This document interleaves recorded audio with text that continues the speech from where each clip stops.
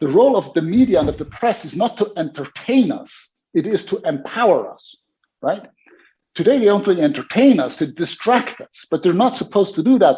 They're supposed to focus our attention to empower us to observe and supervise how government is being conducted. And if something doesn't work or there's misconduct, they're supposed to inform the public.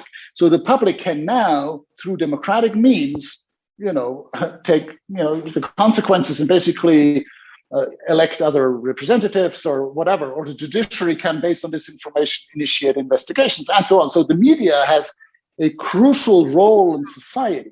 That's why they're called the fourth estate. The mainstream media has increasingly kind of dropped this hot potato and turns to just entertain people and make money with people, and advertisements and these types of things, but they're no longer actually empowering the people as they're supposed to do in democracy. So now, because they left this gap, you have a kind of a rogue actor coming in, like WikiLeaks, and saying, "Okay, hold on, we'll inform you, and we'll establish a platform where whistleblowers, which means employees of governments or of companies that observe misconduct and that report that misconduct internally, but that those companies and the governments, they're not taking care of that, they're not doing anything about it, then they can actually submit this information anonymously to WikiLeaks, and WikiLeaks will publish it and thereby empower the public again to have that information and to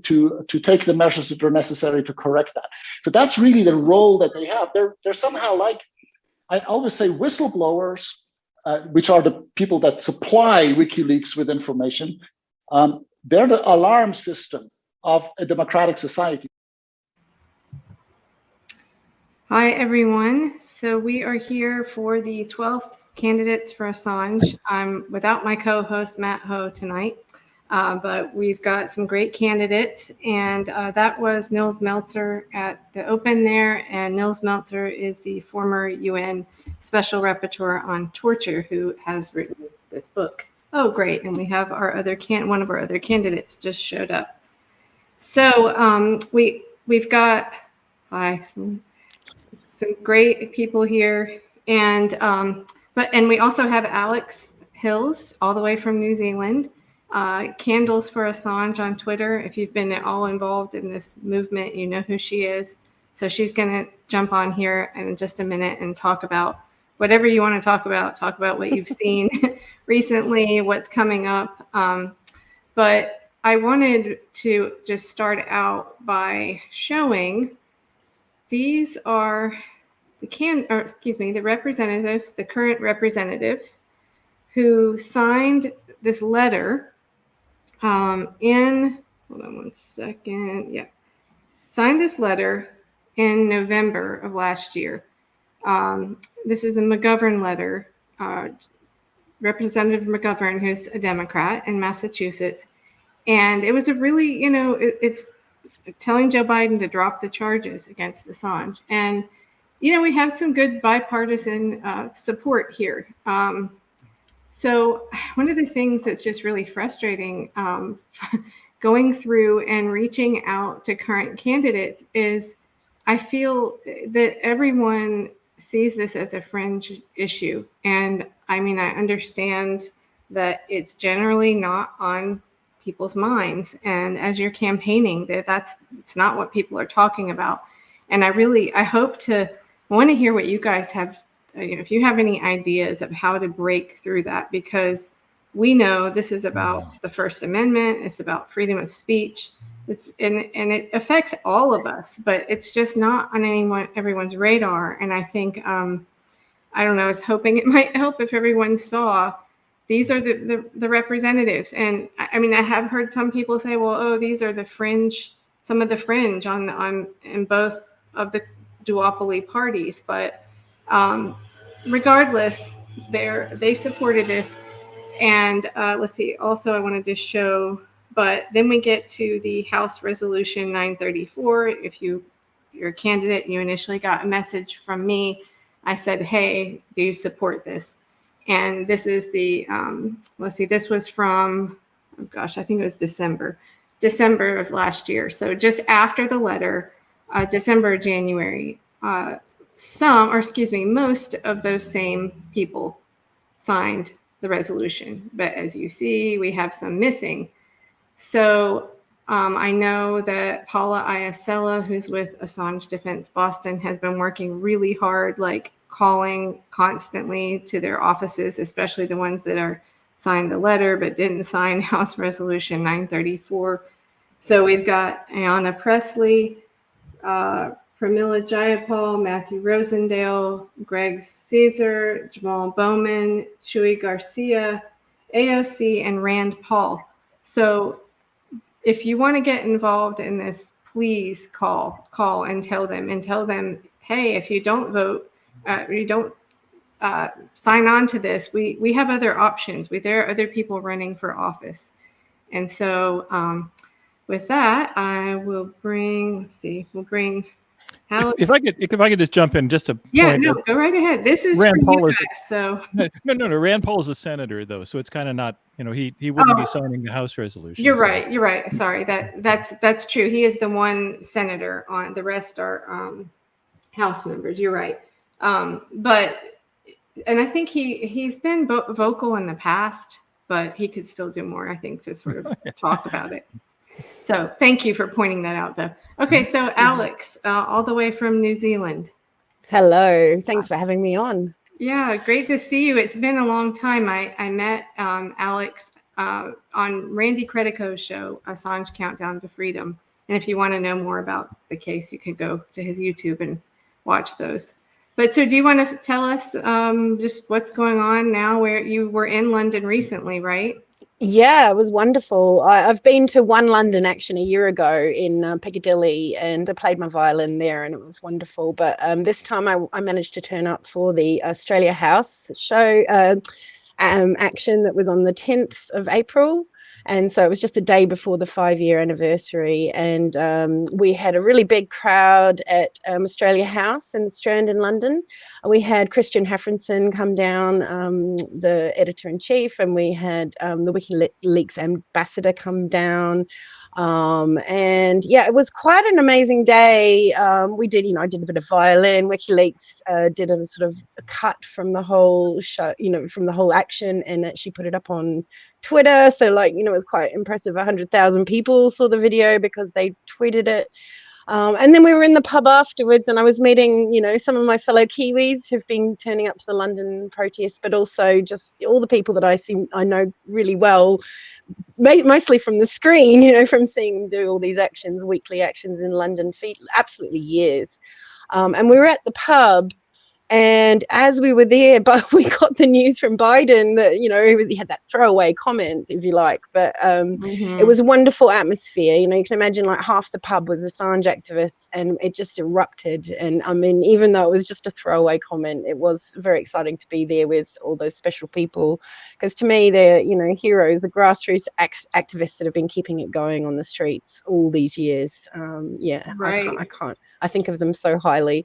I mean, a little background on me, because we're in New Zealand, and I was involved in Unity 4J and various global actions, trying to help by creating graphics and trying to get them solidarity actions going around the world, because I sense that there was a lot of grassroots supporters sort of divided and separated all around the world. And if we could bring them together in one place and show that there were all these solidarity actions going on, even as the London actions or the American actions were going on, all as a support, even though, you might only get a few people in each place.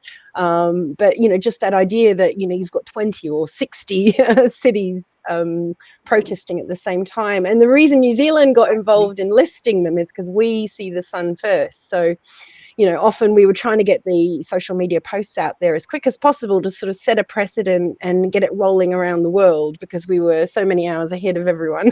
So that's how I ended up listing protests. And yeah, it was an honor to go down. I managed to make it to 2 Australia House protests while I was there. I would have loved to have done more, but I was seeing family, all my family from London. So you're so right about the power in numbers. I think that's really what my idea was with doing this. I actually hosted a Candidates for Assange group 5 years ago, right after he was dragged out of the embassy. And they're small candidates, but in number, together it's a powerful force. I think. I believe we just lost one. We lost Salim. Hopefully he can come back.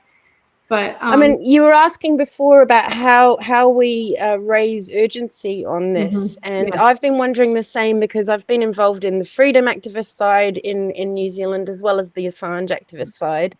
And you're sort of aware of this chipping off of support of Assange over the years. I mean, I've been doing this since 2018, but there are many of my fellow grassroots supporters that have been doing it since 2010. It's incredible. But what you noticed is this, this divide and conquer tactic where you find yourself divided amongst other Assange supporters, whether it's COVID or freedom or, the conflict in Palestine, Israel or Ukraine. And so each time, Hillary losing the election, you see a sort of a chip off of the support for Assange over the years because of the psychological operations that were going on in the media.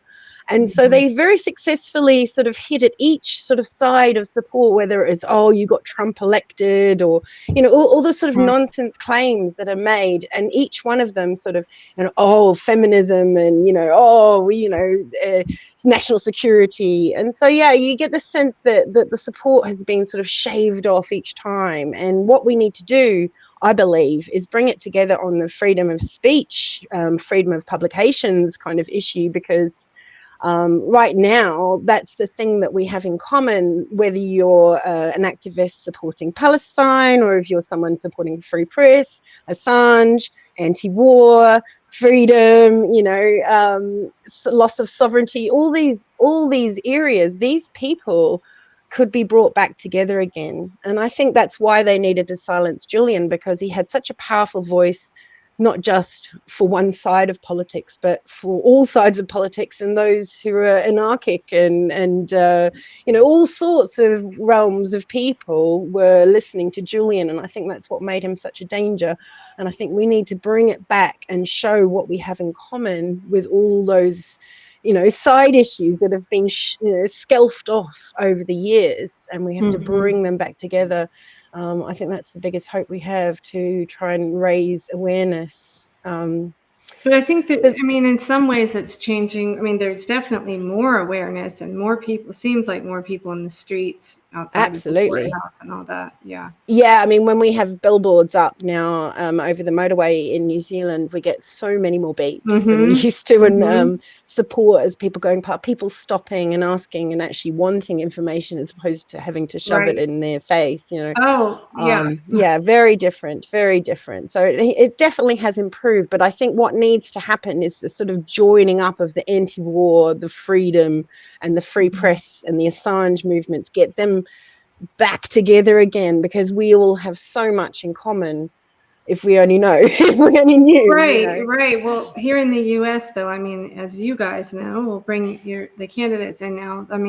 Everyone is so divided, and we have the corporate media that's, its own thing. And then we've even got independent media that's kind of, people now pick and choose exactly what they want to listen to. And you might not get other viewpoints. So I'll let you guys introduce yourselves, and I'm going to hope that maybe Salim will come back.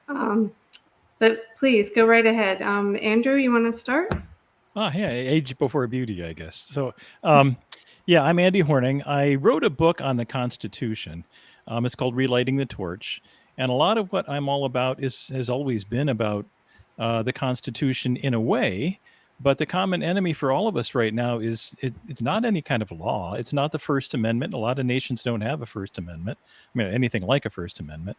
And, of course, Assange is being threatened with the Espionage Act of 1917 here, which is totally inappropriate and all of that. And I don't think a lot of this has nothing to do with law. It really has much more to do with what Eisenhower warned us about in his farewell address of 1960, when he was talking about the military-industrial complex, which everybody knew about. I mean, we've heard that phrase over and over again, although we apparently don't really pay attention to what it means and what we should do about it. But in that same speech, just like a paragraph away, he talked about the scientific and technological elite, which at that time they didn't have. The CIA had not yet invented Google and Facebook and all of this stuff. We didn't have the Trusted News Initiative, but we did have spies. We had the FBI, and the CIA was kind of was the OSS that turned into the CIA. And it was becoming obvious that there were powers behind the powers, and that if you listen to what Truman said about the FBI, and about how J. Edgar Hoover would give his right eye to be in charge of everything, and all of the congressmen were afraid of him. It's been a long time since that we really should have been worrying about the people behind the curtain who really always have been manipulating the news. We've heard in this country about the CIA's Operation Mockingbird, where they literally paid journalists to lie, to deceive Americans about what was going on in the Vietnam War and so on. And that never really stopped. And the fact that our CIA and FBI and other agencies now, like we have international organizations, INGOs, NGOs, like the World Economic Forum, that are immensely powerful.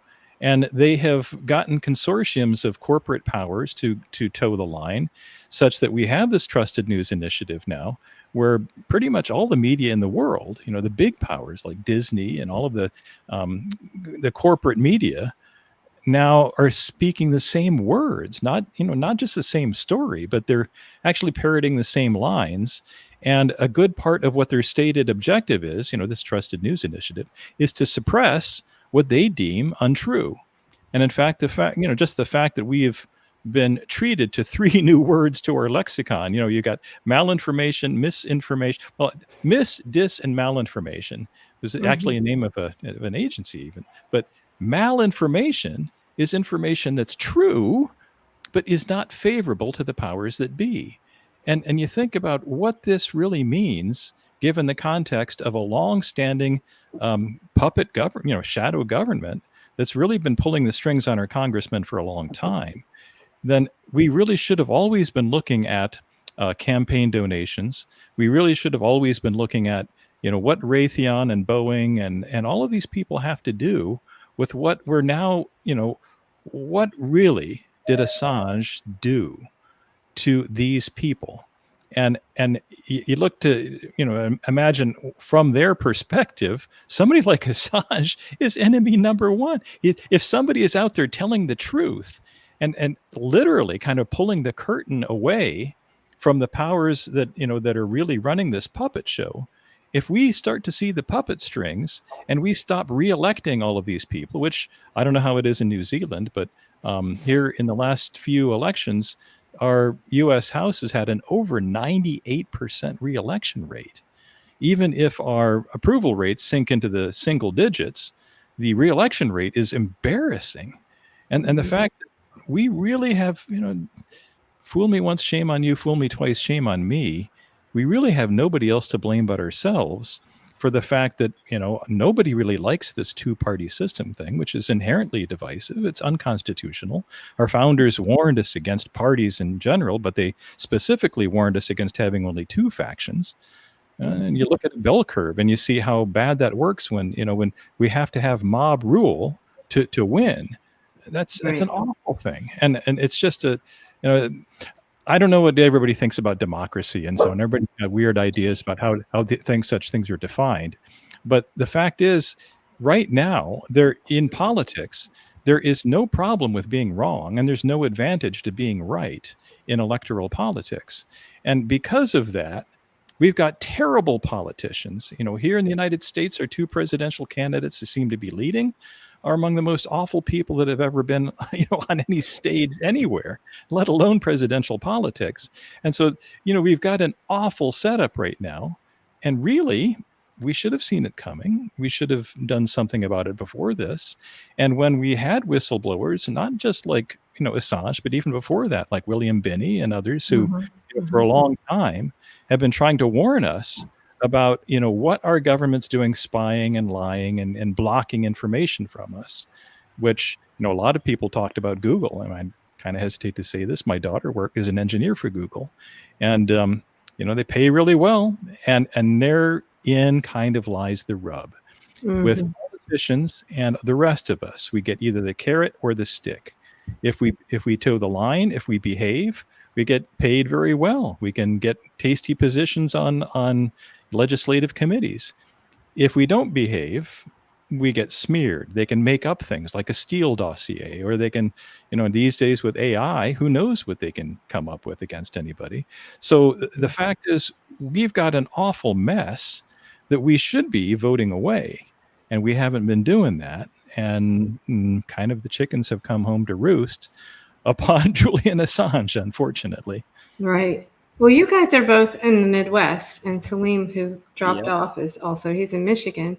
I wonder, if you have similarities, and when you're talking to people, people's concerns. I'm assuming when you're out campaigning, people aren't coming up to you and telling you all about how they're worried about Assange being in prison. Do you hear, Michael? Do you want to jump in? You're much younger than us. So. Much younger. You didn't have to say that. Well, we've had some Jose Vega, who I know you know, and have done some work with. Michael, he was on, and Chibu Asanye, who's in Illinois 13th or 14th, Green Party candidate, was on, and I'm always interested to hear what the younger people have to say, because I feel like from what I'm seeing, they are a lot more aware.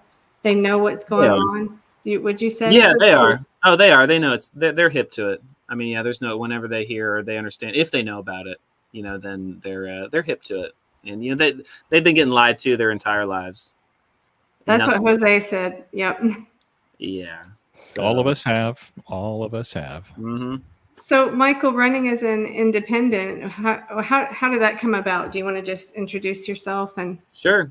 My name's Michael Harbaugh. I'm running as an independent candidate here in the Ohio 10th District here, running against the head of the Intelligence Committee, Mike Turner. So he would know a thing or two about Julian Assange, and he is no friend of Julian Assange.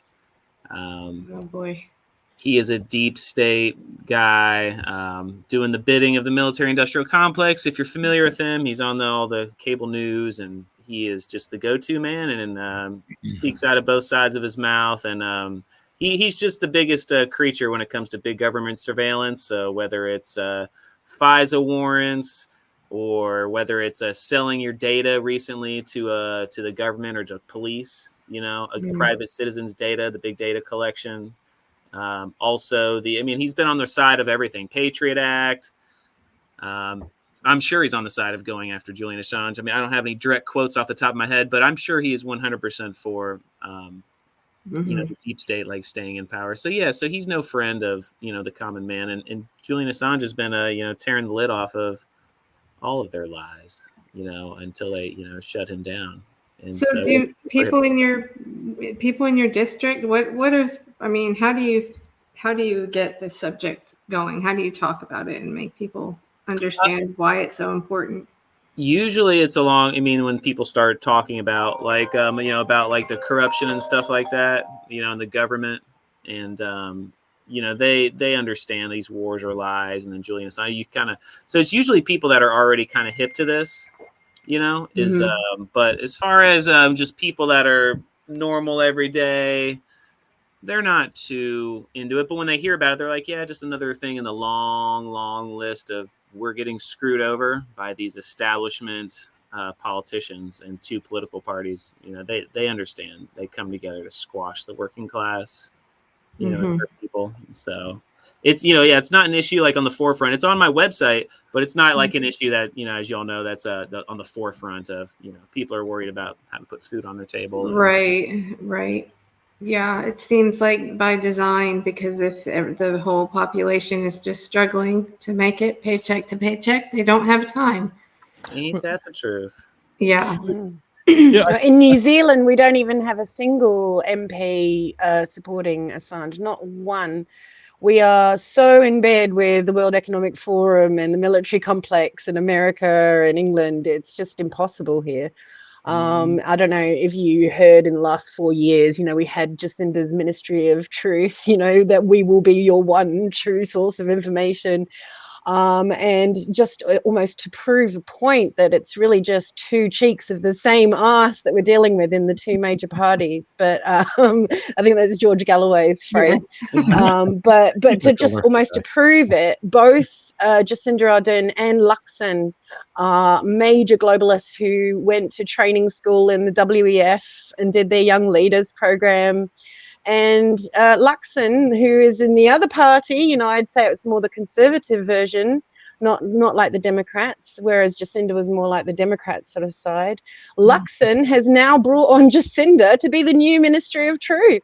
Like, it's just insane. So we have a situation in the moment in New Zealand where we've had some major whistleblowers from the police and from the Ministry of Health. And that information has been banned outright. We're close to having X shut down, at least certain accounts on X, any way that they can through BlackRock or however they manage their censorship, we don't know. But, they're looking to shut down all discussion of the data, which was showing some horrific health results here. And the journalist who published the information has been threatened so badly legally with jail time and her equipment being taken away from her. She's a former, mainstream journalist, and now she's come over to the side of anti-war and free press and freedom in general. And she has been threatened so badly she had to take down the data. And now we have another brave company, that was Liz Gunn, and now we have another brave company, Counterspin, who have reposted the data, and they're taking serious risks. They're already facing court for their journalism. So, yeah, unfortunately in New Zealand, we not only have two fake parties and the Greens, which are not any better, but also we have, a complete shutting down of journalism. But at the same time, we've lost about 5 mainstream media companies in the last 3 months. So, clearly people are voting with their where they're choosing to get their information. A lot of people are just going, oh, I'm not going to watch the news at all. But the ones that are continuing to watch the news are clearly voting with their feet. And I think that's almost more powerful. And the one thing I'd say about all this, having fake parties everywhere, it's great that you're running for independent, Michael. I'm glad you're an independent candidate, right? I forgot to mention that I'm running as a libertarian. Yeah. Oh, you're libertarian. Great. Well, at least it's not one of the main parties, We'd love to have something similar here, but we have nothing like that. And unfortunately, and what I think is really the root cause of the problem is that we didn't prosecute the war criminals that were exposed with the data. Or the criminals or the corrupt in general. We never took any of them to task, and that's where we fell down. I mean, not just not supporting Julian enough, but we didn't actually do anything about the people that are still in power dictating what we do today. This is major. Same thing here, and that's where I'm running for U.S. Senate in Indiana, and I've sent out several press releases, of course. I mean, I do that very regularly. And I wouldn't have expected the one that I wrote on Julian Assange to get printed because that's the nature of it. I'm sending it to mostly, the conventional media. But the good news is that conventional media is dying. And a lot of their money comes from like Pfizer and the military industrial complex. And so they're being supported, by the bad guys. And I think a lot of people know it because alternative media is starting to replace them. And some of the voices that are coming out of Twitter and Rumble and other places where free speech is not yet completely eliminated are telling the truth. The problem, of course, is that now the alternative media themselves are under attack. And the people who own the alternative media are starting to feel pressure to, we're not going to go into this country, or we have to get out of that country. And the fight is on. But I see good news in this. One of the things that's always bothered me. In it's kind of a frustrating thing. I want people to be comfortable. I want people to be happy. But when people are too happy, they're not going to change. And if you read our Declaration of Independence, which people used to think was a precious thing, it ought to be. One of I think the most actionable words in it are when it was written that, mankind are more disposed to suffer while evils are sufferable than to right themselves by opposing the forms to which they are accustomed. In other words, our founders had to get shot at before they were willing to fight. And we're now in this country starting to hurt economically. Our kids are, getting messed up in school. We have all kinds of problems here that now people can't avoid any longer. And the difference between rich and poor is really getting ridiculous, and not in any kind of a economic sense. It's all by fraud of the Federal Reserve System and so on. Something called the Cantillon effect, which I need to do a podcast on that by itself. But the fact that the whole world now is running on fiat currency and pushing towards CBDCs, which are highly controllable. You see what happened with COVID, which is all about control and getting people to be obedient. And, it's the same actors behind all of this. We've got a few Malthusian eugenicist psychopaths running the world right now. And there's nothing good about that. And there's an awful lot that's bad that we can now see.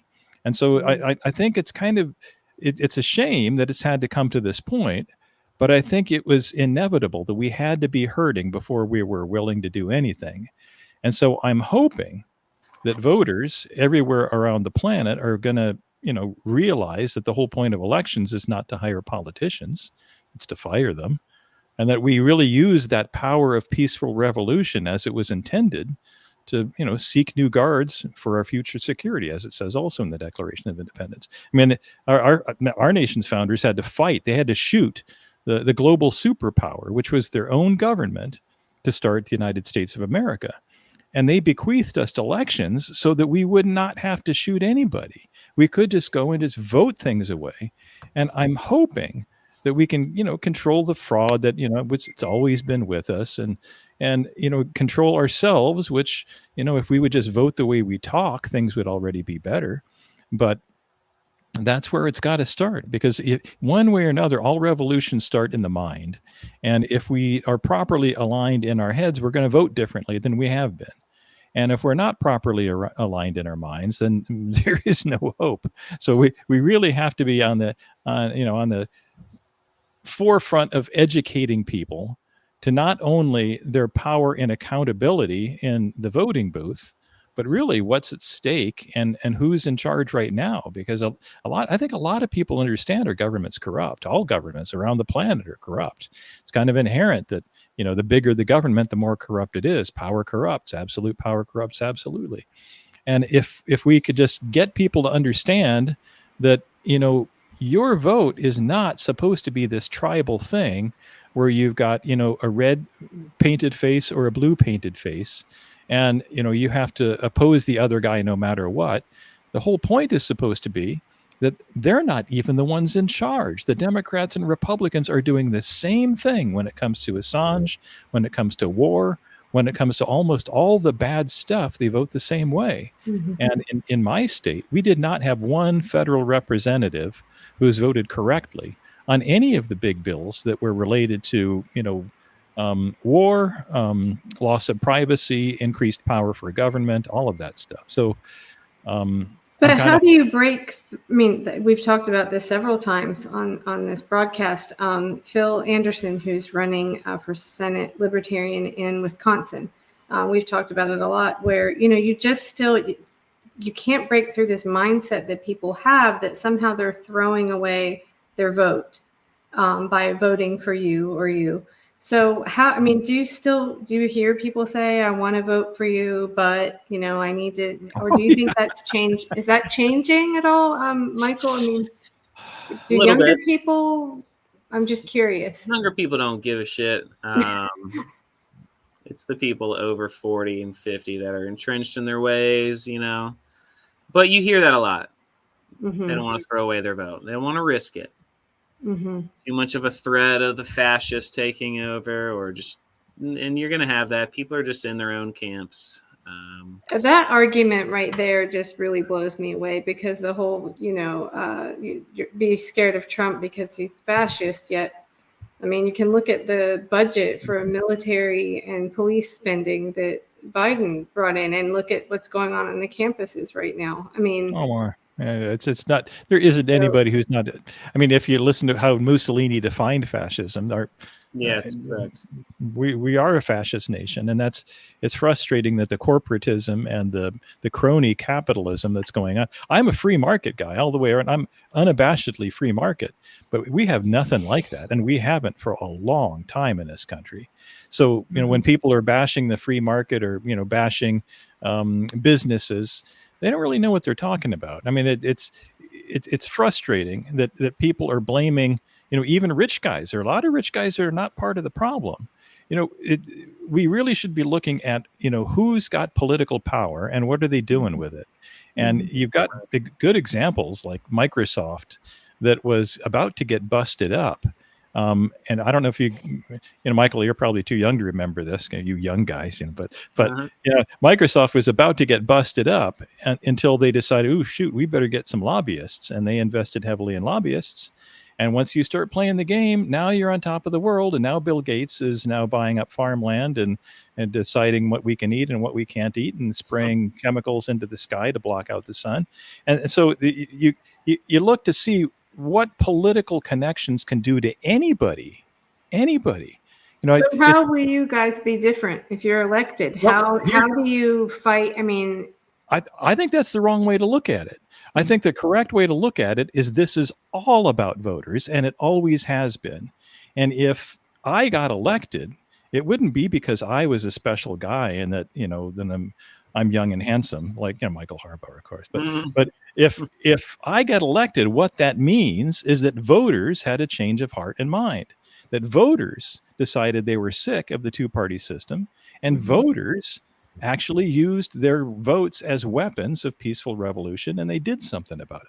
That's the power. It's not me. So it's, we're, Michael, you and I are putting ourselves out there as options, and, we are ready to take the reins when people are ready to give them to us, but we can't grab them.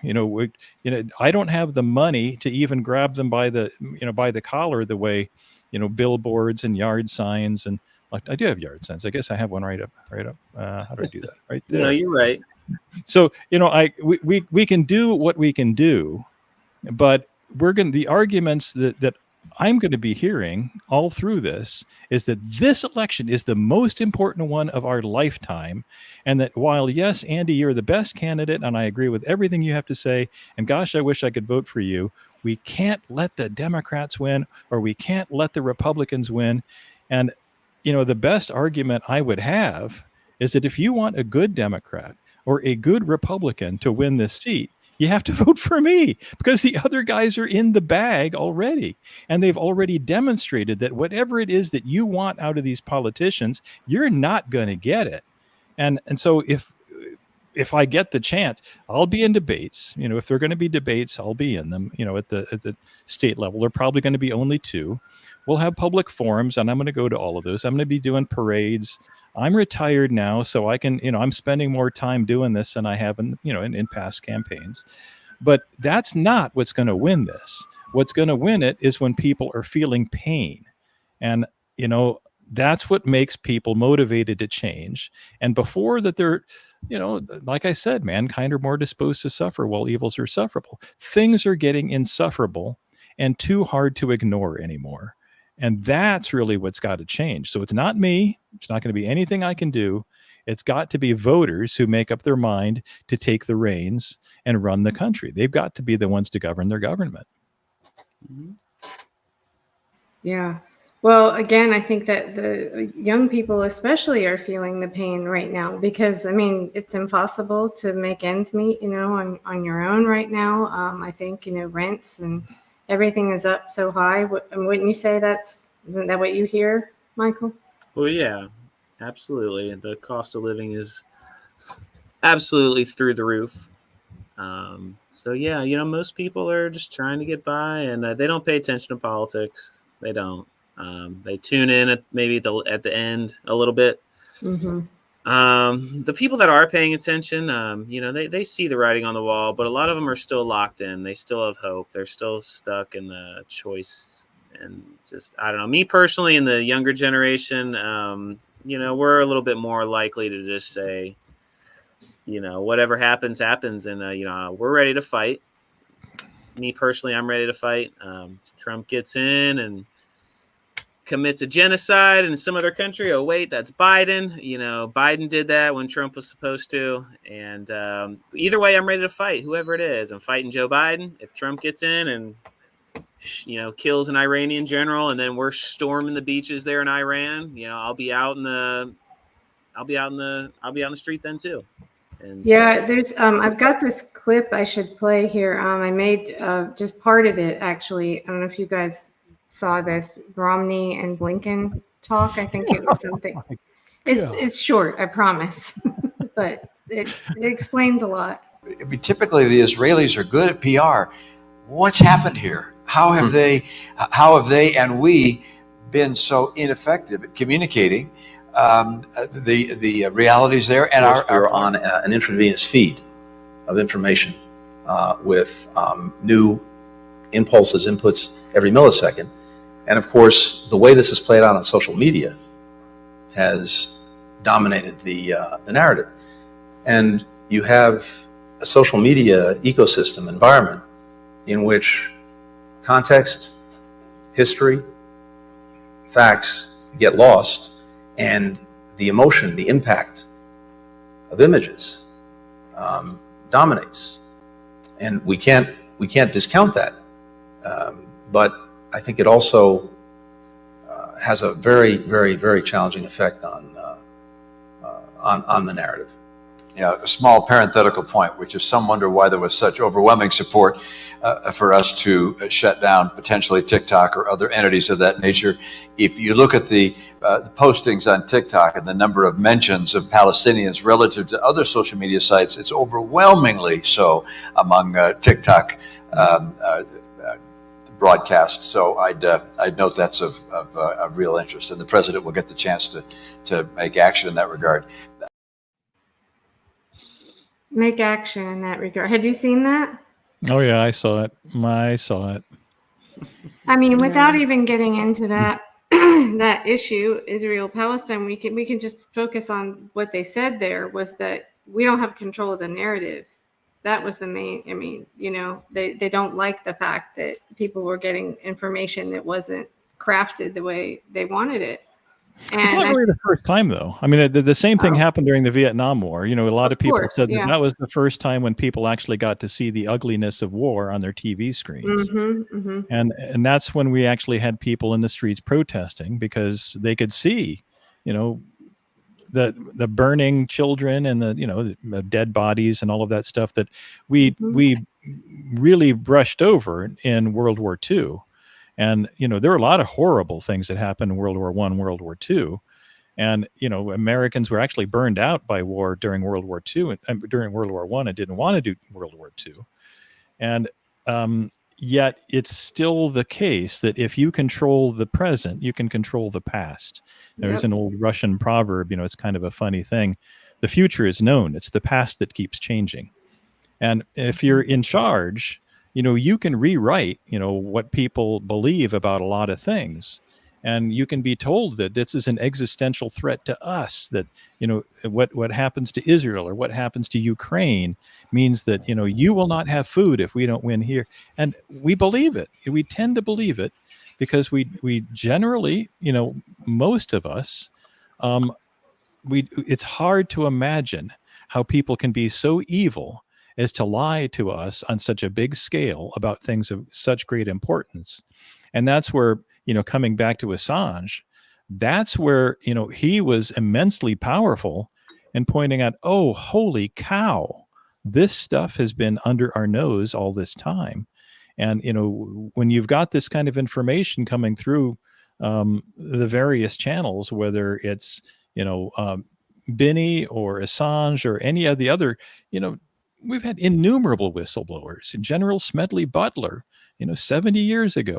We've had all kinds of people warning us about this stuff happening. It's just that right now we have a kind of a interesting convergence of new media, which is kind of overwhelming the old media that was very well controlled. And now we're able to see things we were not able to see before. I've worked my whole life in technology. I know that, that there are big problems with over-reliance on it, but this is one of those cases where if we did not have alternative media, if we didn't have something like this forum we're in right now, how would this information get out at all? And you look to see how easy it actually is for governments to in one way or another intimidate, buy off, or shoot people. And it's been, it's kind of been the case a long time where Democrats tended to be, they tended to blame the people who bought government. Republicans would be the ones who more tended, to blame the people who are selling government. But the fact is, our government has always been sold, and the people who buy it are almost irrelevant, except that the fact that now it's pretty much all the same thing. The people buying and selling government are government. The politicians we see on the ballot are hardly even relevant. Lawmakers don't write laws as much as, unelected bureaucrats and executive agencies do. And so the fact that none of our legal forms are actually enacted right now, nothing in the Constitution is being done. We are going pre-Hammurabi with our form of government, and that it's basically they are in charge and we are not.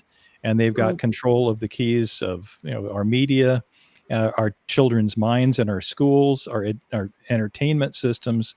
They've got it all. Well, right now they're worried TikTok has that, which it does. Yes. So what, I am surprised that this is still even allowed. I mean, at what point do they take this away?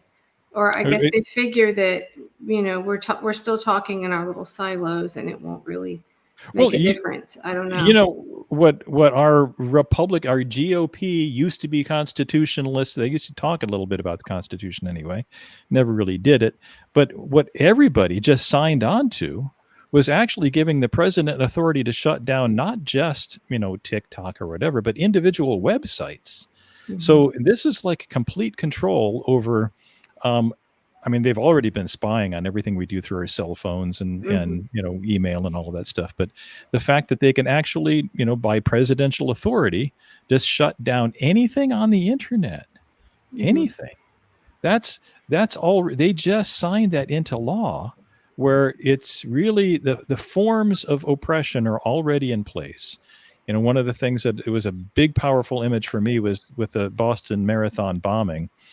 I don't know if you guys remember how fast it was that the streets were filled with these black-clad troopers, like stormtroopers, and military vehicles in downtown Boston. Like, people didn't know these things were already there. Mm-hmm. It was like there was an army that just appeared out of nowhere in the middle of Boston. And that's everywhere across the country. Yeah, that is terrifying. I mean, it should be terrifying. Yeah. I mean, Michael, have you been, do you know students that are involved in these protests? Or, is that what you hear a lot about? And what are their thoughts about that, the militarization of the police? Well, they're against it. Yeah, I know some people that went to here in Ohio State, in Columbus. There was some pretty hardcore action taken there, and the police were coming in there pretty heavy-handed, just, beating up some college kids and, interrupting Muslim people like during prayer and because they've got to pray like 3 or 5 times a day and, messing with them when they're doing their prayer there in like the public area. I know some activists down here in Cincinnati. That's right. So 10th district is where? In Dayton, Ohio. It's west. Okay.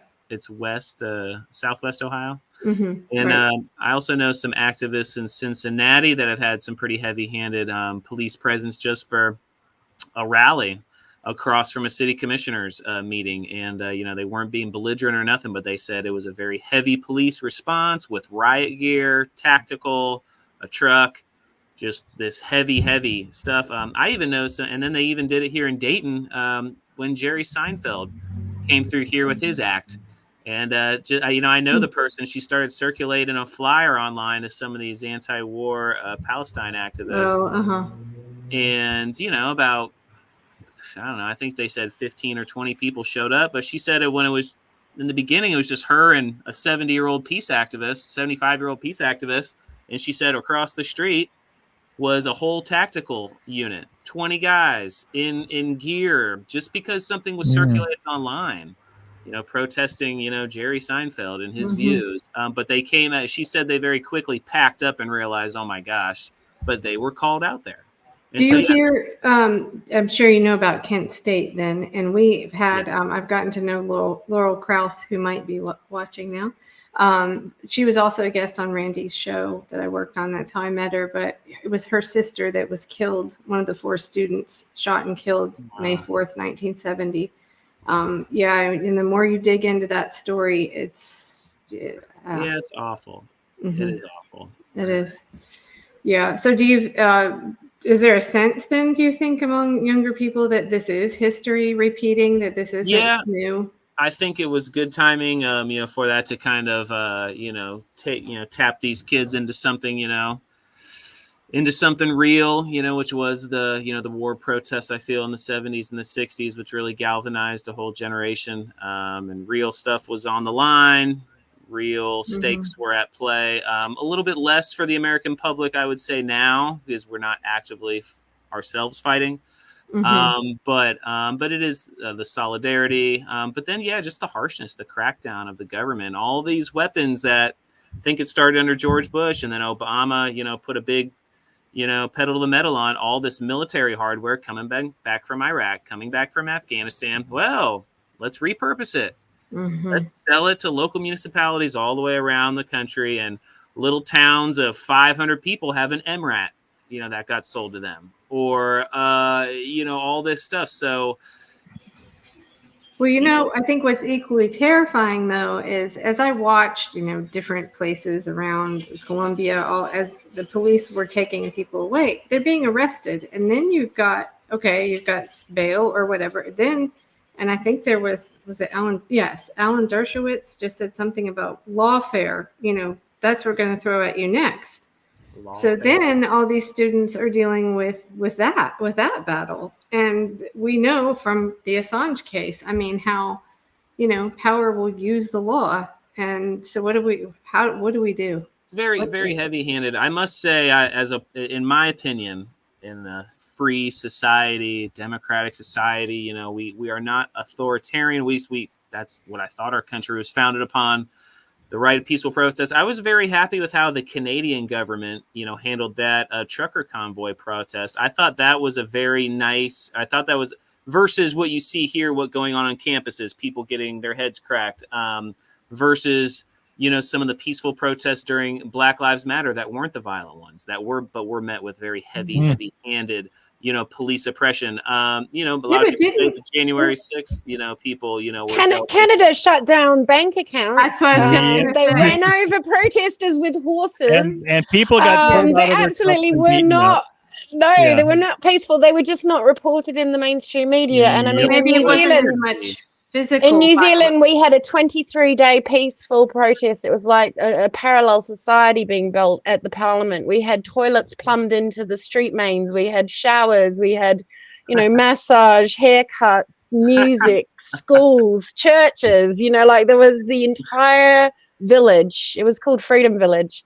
Wow. And in the end, there were co-opters sent in. They were clearly not from that protest. You could tell on the last 2 days. And then they literally burnt it down and, pushed everyone out of there in force, arrested a load of people, punched people. I got sexually assaulted by a policeman just for holding up a sign.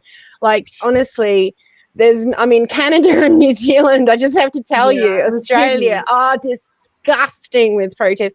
I don't know if they'd have the same implications that America has, where you're actually holding people in jail like January 6th and that sort of stuff. That hasn't happened so much because they've not had as much luck in the courts pushing whatever fines or arrests. They haven't had as much luck as they have had in America. But the actions against protesters in Canada are just shocking, and New Zealand and Australia, like we are third world, like Honestly, you wouldn't believe how it's changed. I was just going to say, as far as the trucker convoy went, it seems like they let them set up and hang out for a while. And then, whereas I'm just saying, like here in Columbus, Ohio, like I remember the Black Lives Matter protests. I mean, I know people that were there, and there was footage circulating online of like, just the overhanded heavy stuff, when police are coming up and pepper spraying a medic that is away from the action, just tending to somebody, and then they're targeting medical people, that are just helping people. And we had police pepper spray themselves in their eyes, and then they claimed to the media that the protesters threw acid in their face, and that story ran in New Zealand. Like there was so much hatred towards protesters. I mean, even from people that should know better, like Nikki Hager, like some people who should really know better have been absolutely atrocious in this. And it seems like, we had a massive fund being paid, a COVID journalism fund, 150 million for a country this size, and tiny media companies. You can imagine how far that went. So, there was an awful lot of money being spent on a narrative, and obviously anything to support. Now we know, like with January 6th, how many FBI people were actually in there. They were causing a lot of the agitation. Right. And that's, you think about what kind of power there was for our government to tell police to stand down, not only on January 6th, but also, let cities burn, like Indianapolis and other places. They were just ravaged by the BLM Antifa protests, and nobody went to jail for that. And so you can see that you mentioned the word lawfare. That's been going on for a long time, also. Where January, used in a very partisan fashion. If the Democrats are in charge, they win. If the Republicans are in charge, they win.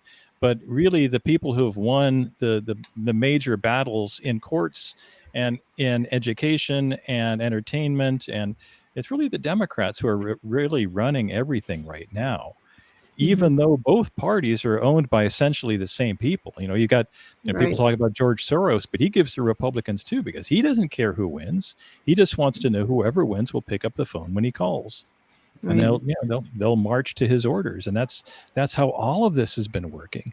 And that's where voters just have to get sick of this and change it.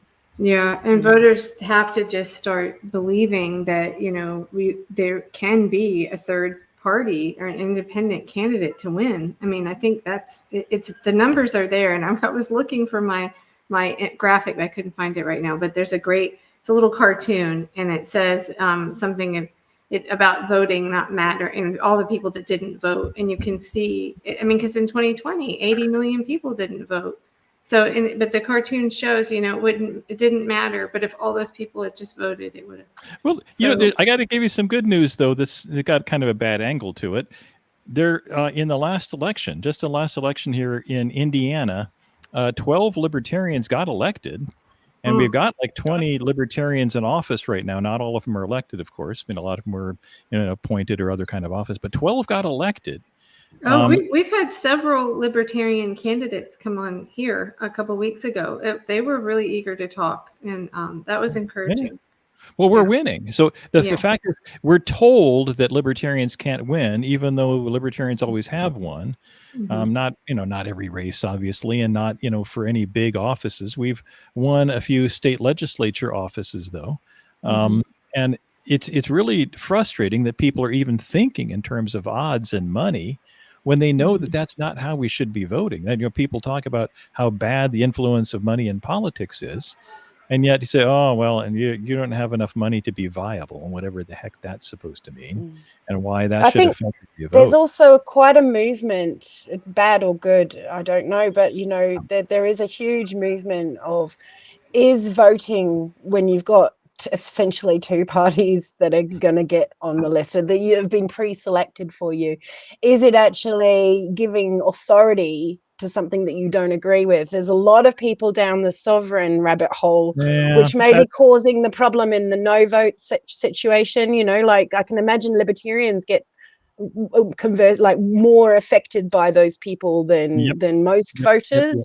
because that sense of, well, I'm not giving any government any authority, they don't deserve it. And I see why, but I hate that argument. I mean, I hear it. I know.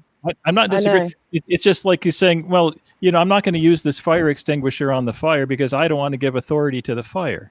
No, Yeah. that's not. Yeah, You I got a don't agree fire with that extinguisher. either. Some of the other work I do volunteer is election transparency work with two different organizations, and so I've gotten to know a lot about boring voting machine technology.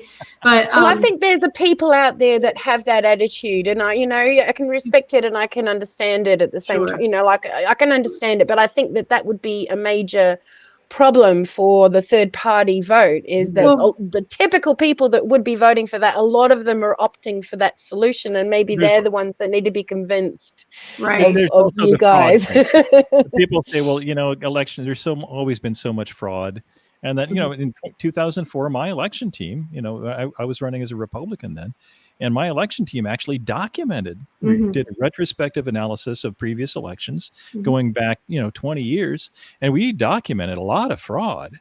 People go to jail for fraud every election cycle. So I understand why some people say, well, if there's fraud, why even bother? And a lot of people have heard of like LBJ's Box 13 scandal where, in one small, he was running for Texas Senate race. 203 people voted in alphabetical order and signed the poll book with the same signature.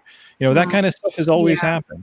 But And that's another very partisan issue now, because, It is. and I've watched it myself. Most of these these two Democrat-run organizations that I work with, I mean, they're founded by Democrats. They got their start back in 2000. One of them, but now I've seen since the Stop the Steal stuff, that you've got the Democrats say there's absolutely nothing wrong with our elections. It's all just fine. And if you even bring it up, then they think, oh, you're on that side. So, but to your point about the non-voters, that is absolutely true, because so there were some studies done where they polled people, that don't vote, and their answers of why they don't vote is, I don't think it matters. It doesn't affect me. It's just kind of this apathy. And I think those are the people that candidates like you guys can actually reach and inspire, because you're not just, spewing talking points. And so, yeah, I think you're right. That's really, I don't like that argument either, although I understand it about not voting. I think we have to, But a lot of those people who are not voting are also not doing their homework, and they're also not, they're not looking for any candidates. And so if they're the biggest problem that people like Michael and I would have is that nobody is looking for us. And that, well, I was looking for you. Well, thank you. So, there's one. No, but the point is, they hear about Democrats and Republicans every day, and they're sick of it. They see it everywhere. It makes them numb. And then, and in most states, alternative parties, independents are not allowed in primary elections, and a lot of voters decide their vote for the general election during the primary election cycle. So whoever wins the primary, that's my guy, and that's my party, that's my tribe.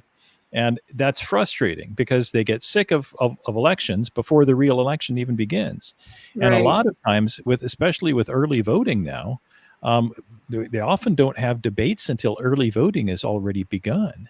So people don't ever get to hear that there are alternatives before they've actually already voted. Well, I'm disappointed my Democrat dropped off, but that's okay.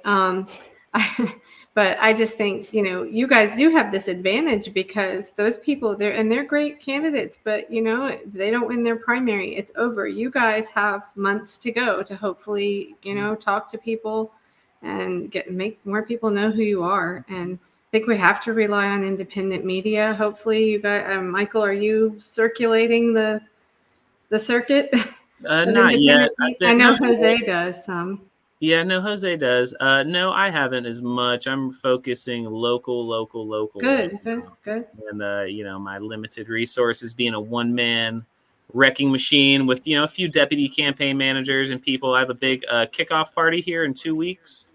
That's going to be a really big event. It's going to be in front of a bar in a local in a busy bar district downtown. I'm going to have guest speakers. I'm going to have community tables set up. I'm going to have a live DJ and some speeches and my food truck there. So it's going to be a big old thing. Cool. and it's You gonna should. I hope you can have like just some Assange sign or something somewhere. Maybe I could. I'm thinking of doing like when they do like like when a boxer or a fighter does like a walkout to their fight. When I walk up to the stage, I think because I'm a food truck owner, I was thinking of coming out of the food truck with a couple of like signs or something. Maybe one of them could be a free Julian Assange or something like that. I have a couple other things, If you need one, I'm sure I can find someone to send you some stuff. Wait, I know what I need to do. I'll be in touch. When did you say you're doing this? May 24th. May 24th. If you want some materials, please do. Yeah, I'm considering. I'm thinking about it right now. But something quick and easy, like a few things. I think I might. I think it might be good for the theatrics of the. Okay, I'm going to write down May 24th and see if I can get you something. Please, just like if you send something in the mail. Yeah, if you sent something in the mail, maybe that would work, and I could hold it. And before I go take the stage, I'm going to say a few things. Okay. There's also a postcard campaign that Paula Halo Benson. Yes. Yeah. So maybe we could get something like that to you. I mean, of course, we hope every week that they're going to give up and drop the charges, and we're not going to be May 24th needing to do this, but most likely we will be. So, of course, there's the next hearing. I guess we should end maybe on that. So on May 20th, I guess this is when they're going to consider the U.S. assurances that you might be better at regurgitating that for me, Alex. I know that it was about the First Amendment and the death penalty. Yeah, it was the death penalty and the First Amendment. And on the First Amendment, they basically said that Julian is allowed to request it, but basically skirting around the issue completely. So, and the historical precedent is that they don't give any First Amendment rights to a foreign national. Didn't Alan what's his name, Kronberg, the attorney, in another hearing, didn't he even argue that he didn't have First Amendment rights? Yeah, precisely, because of the separation of powers. Even if they gave assurances, it can't be trusted for many reasons, but also not least that the separation of powers means that once it gets to Virginia, that's a different ball game anyway. So as we know, and as I understand it, I might correct me if I'm wrong, please, but as I understand it, if Britain accepts these assurances, then the extradition is done, a done deal. But I believe that Julian then still gets a chance to challenge those on Article 10 at the European Court of Human Rights. Yeah. Sorry, go ahead. So that I mean, my concern is that Julian is already really sick and needs to be out of jail now. Drop the charges now. This is just insane. And any of this stuff that's going to kick the ball down the road further is a worry. I'm almost like, I wish it would just get to European Court, because we already know Britain has got absolutely no hope. British justice is really gone. I'm showing this because this is this replica of his cell. You know about this Belmarsh life, I'm sure. Yeah, absolutely. This is amazing. an artist that recreated this, and this is what he's in. Is it 23 and a half hours a day? Yep, 23 and a half hours. And we were even told that even when he goes to exercise, the corridors are cleared. He is very rarely seeing anyone. And this is for publishing documents. And really the goal has always been the chilling effect on journalism that has really decapacitated the alt media that we do have, and any mainstream people with any morals whatsoever. It has scared journalists from reporting the truth. And in my opinion, I think Julian wasn't silenced because of his comments about Catalonia, or how he treated the Ecuadorian embassy, or anything like that, embarrassing Spain. I don't think it was anything to do with that. I think it was to do with this chilling effect that they wanted to have on journalism. It was about silencing Julian during the rollout of the beta testing for the tyranny, which was COVID. And I think if you listen to Julian's last words, I would encourage everyone to go and watch his very last video appearance at a Barcelona conference. He's talking about the Internet of Things. He's talking, he's pre-cognizant of stuff that did come about during the COVID or became more clear during that time. He blew the whistle on nanotech, on smart dust, on geoengineering, all in his last 5 minutes of that. And that was the very last time we ever saw him. About a month or two later, he was cut off from the internet. And we certainly never saw a video of him again. I think we heard Yanis Varoufakis have a phone call with him, and we've heard a couple of phone calls with Stella and John. Other than that, we've not heard from him. In the Ithaca movie, there's a little bit. You can hear a bit there, a little bit when they released the fact that Stella had been around, when Stella was introduced to the world, and and then that one phone call at Christmas with Yanis Varoufakis. And apart from that, I don't think we've heard at all. And Julian's internet was cut off in 2018 from memory. It wasn't that was a year. Wasn't it like a whole year before they came and got him? Yeah, it was. Right? It was close to a year. Yeah, something like 9 months, maybe. Yeah. And so, I mean, really, that's the feeling that I have as to why he's been cut off, because his voice was so powerful, and then it crossed these boundaries of left, right, libertarian, anarchist, hacker. He was really the darling of many, many people, anti-war, you name it. And like I say, they skelfed off that support over the years, but I think it's now coming back. Clearly. And I mean, we often have events around the world in solidarity. I mean, the most we've had probably is about 80 when Free Assange Wave got involved. But Candles for Assange did a 62 city birthday, and since then we've had many months where we've had 100 events or more. So certainly there's a lot of worldwide support. In New Zealand, I should also mention, we're trying to go for a haka for Assange. Do you know what a haka is? What hacker? Haka? Yeah, it's the Maori war dance that they do at the beginning of the All Blacks, the rugby. What we're hoping to do is put a call out to any Kiwis, any iwi out there, Maori Kiwis who support Assange, who could help us get together a haka for Assange, maybe by his birthday, maybe sooner if it's possible. And that's being organised by some New Zealand, London protesters, Matt Brennan, who's amazing, Brennan. You always see him in the orange suit. You should interview him. He came on, or he did talked to me that night. I didn't know he was in the courtroom, but remotely. He got remote access. So he came on and was really nice to talk to me. It was like 2:00 in the morning his time. So I got some great information from him about really what was going on in there, and he drew sketches too. Wonderful. Another crazy thing that we don't have access to anything that's going on inside this courtroom. It's so hidden.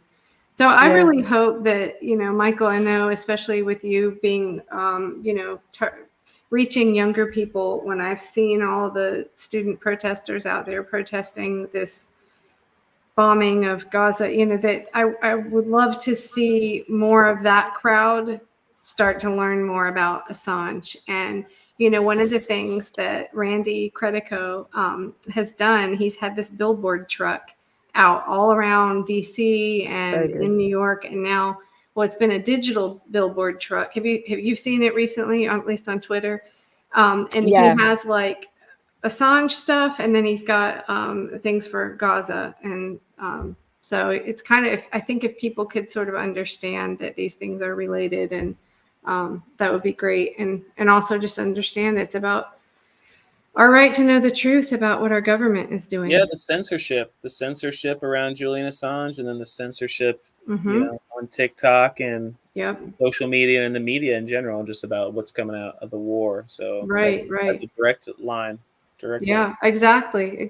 And that's what unifies it all. I mean, I think the censorship, the fighting against the censorship and getting the truth out there so that we can prosecute these war criminals and free the people that need to be freed. I think that is key, and that could bring people, could heal the divide that we've had. I really do believe.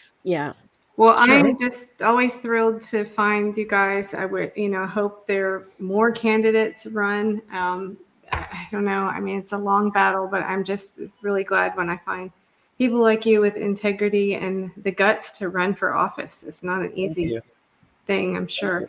So, okay, we're going to go out with I've got this clip of Alex on the violin. It's one of your really short ones, but you got to see the end of this, what happens. I love this. It's only 41 seconds, but it's great. So thank you guys for coming. Thank It was you. great to meet you. Thank you. Okay. Thank so you. here's Thank you. the Nice to meet you.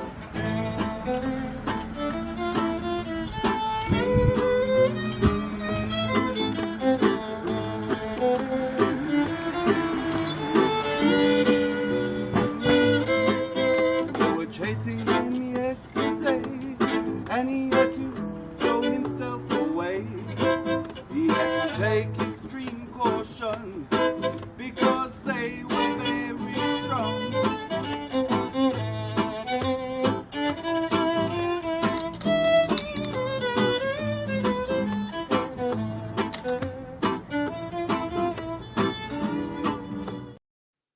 Oh, I'm so sorry. I had the wrong Wonderful. version. I had the wrong version. The I loved longer it. version is. Oh, I'm sorry. Anything to make a spectacle outside the British High How do you Commission. do that? How do you play the violin with it? How do you do that? Wow. Well, you have to do short bows, which is why it sounds a bit funny. But other than I'm that, gonna yeah. have to describe the end. Or I can't believe I pulled up the wrong clip. Anyway, Which bit were you trying to get? I think I just had two labels. I don't know why I had a shorter version, but the longer version is where the cop comes up. Yeah, he comes in the last 30 seconds or so. Yeah, last minute. Yeah. Okay. Have you got the same clip? It just at the very end. Right. I don't know how I managed to do that. Anyway, Yeah. but it's good because she just keeps playing the violin and goes up to the cop and still like kind of in his face.